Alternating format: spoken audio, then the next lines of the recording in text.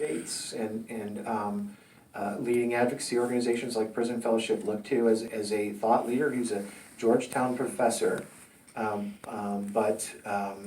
he's a great legal mind. And I'm going to let him fill in what makes, because there's a handful of people in the country that might compete with him at the level of his legal genius, but they don't have his unique experience of schooling that he got to get there, and how he's changing public policy as well as law in the courtroom in America. So I'll let him explain that to you. Well, thank you, Craig. Thank you for having me. So last January 2018, I got to meet the President of the United States. And when I got to meet him, I introduced myself like this. Hello, Mr. President. My name is Shon Hopwood. I am an associate professor of law at Georgetown University Law Center. I am also a lawyer, and I also committed a violent crime. Yet, I am not a violent criminal. People change, character is not static, and we all need, and the law needs, to recognize that. So that's my story in a nutshell. Most people that become law professors, their entry into the law was studying the law or working in the law. Mine was breaking the law. I committed 5 armed bank robberies when I was in my early 20s. Fortunately, no one was hurt, and I received a 12-year, 3-month federal prison sentence. I remember when I was getting sentenced and doing the math in my head and thinking, man, when I get out, best case scenario, I'm going to be like 33 years old. I'm going to be so old. This is how young men think, not long term. That's one of the reasons why some of our criminal justice policies don't always impact and prevent young men from committing new crimes, because they're not always the most rational of actors. And I don't think I have to convince any woman in this room that young men are not always the best of decision makers. I could cite you social science, but I bet I don't have to. So I do a lot of work in criminal justice reform. I work with groups like Prison Fellowship. I'm on the board of a group called FAM, Families Against Mandatory Minimums. And the reason I continue to do this work, even though, Georgetown would not care if I did no advocacy work, but the reason I do is because when people ask me, Shon, what's wrong with our criminal justice system? I immediately say, well, you can't say we are the land of liberty on the one hand and no on the other, that we incarcerate citizens at a greater rate than almost any other place on the planet.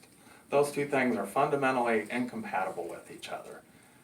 And I just have, when people ask me, what do we need to fix the criminal justice problem?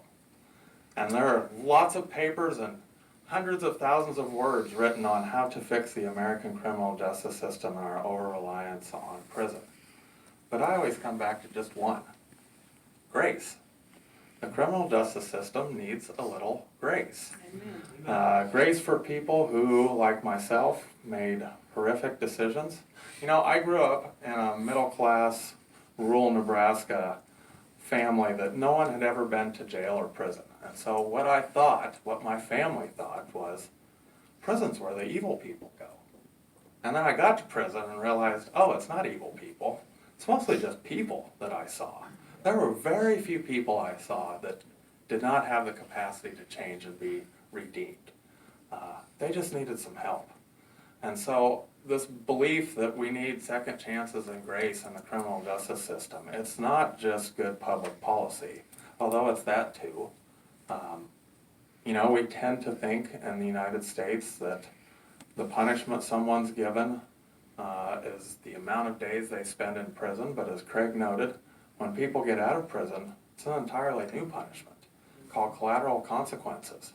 And even someone who gets to go to the White House regularly and up on the Hill, and I'm a law professor and arguing in court, guess what? Some of those collateral consequences impact me and my wife and my kids to this day. It wasn't till July that we finally got my federal restitution paid off for the money I stole from the banks after they incarcerated me for 11 years. And I tell you that paying all that money back when I got out of prison and had very little, and a wife and kids, didn't impact my life so much, but it sure impacted my kids. The things that we were able to do for them the places we were able to live.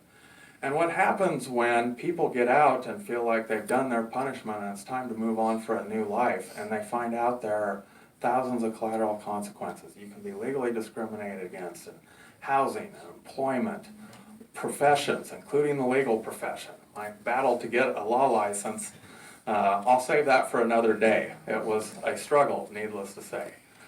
You can be discriminated against in all sorts of things. I have friends who, one who committed some theft and some fraud 20 years ago and is unable today to coach his daughter's Little League team because of the felony conviction. And so we think that when people serve their time, do their time, they're done. But that's not the case. And why is that important? Well, it's important for all the reasons Craig said. It's a matter of public policy. If people get out and don't feel like they have a chance at a new life, or if they're precluded from getting certain jobs or certain things and they can't build community and they don't feel welcomed, eventually what happens, in my experience, is people end up to the point where it's homelessness or crime. And what I like to remind people is, listen, if you were put to that choice, even if you have never committed a crime, you would probably rationally choose crime over being homeless, because no one would choose homelessness. So the whole idea is that when people get out, we want to give them a second chance. We don't want them to get to the point where it's homelessness or crime, because that's when they go back to crime. That's when public safety decreases.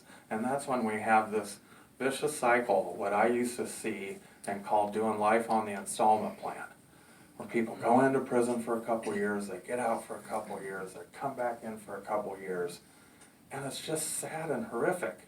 We also think in America that when someone gets a long prison sentence, it just impacts them.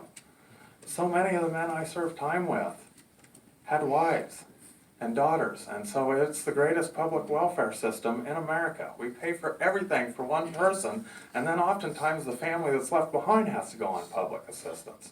And so this mess we've created, we've really got to do something about it. And these bills today that we're going to be talking about gets at one piece, which is this idea that, if someone goes to prison for a theft or for some sort of crime, why would we want to hold that person back from all of these professions? Why would we want someone who has actually been inside the criminal justice system to not get out and maybe go into law and be a lawyer and have that perspective? So I'll tell you what, I spend most of my days around nothing but lawyers. And the thing that the legal profession needs the most is some people with some real world experience who have gone through this and come out the other side. And so, this isn't just a matter of public policy. We want people to get out and have a second chance because this is a way to reunite families, to get people on track, get people working, not thinking about crime, and incentivize them. I mean, people in prison and people getting out of prison respond to incentives just like anyone else. I don't know if someone had told me, although I had probably a couple hundred lawyers tell me this, Shon, you'll never go to law school. No law school in America will ever accept you. If they do, no bar association will ever give you a law license. They will say you don't have the character and fitness necessary to practice law. Now, I was stubborn, and I always talk about being stubborn for success when I go into prisons and tell people how I was able to overcome this. But I know when people get out and they hear this message, you can't do this, and you can't do that, and you can't do this job, where you're locked into, $9 an hour jobs when you got a family of 4, what's the incentive to do the right thing? I mean, we'd love to think that everyone would just have the incentive to do the right thing just because. But it doesn't always work that way. And so we want to incentivize people that when they come out and they've done their time, that the punishment will someday end, and that they will get a second chance back. And that's certainly been the case for me. I often say, people think I'm a pull yourself up by the bootstraps story, but that's not me.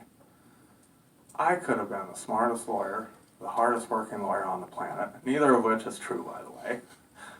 And none of that would have mattered had people not gone out of their way to give me second chances. People that just, for whatever reason, saw something in me and helped me get over a lot of those hurdles. And now, I am a licensed to practice law in Washington State. I'm licensed to practice law in the District of Columbia. And I'm admitted in federal courts all over the place and get to litigate in those courts.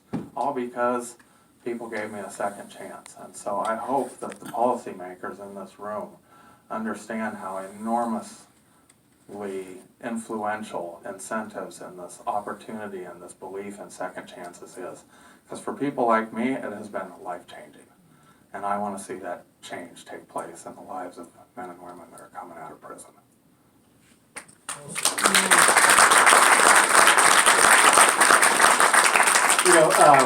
Some fun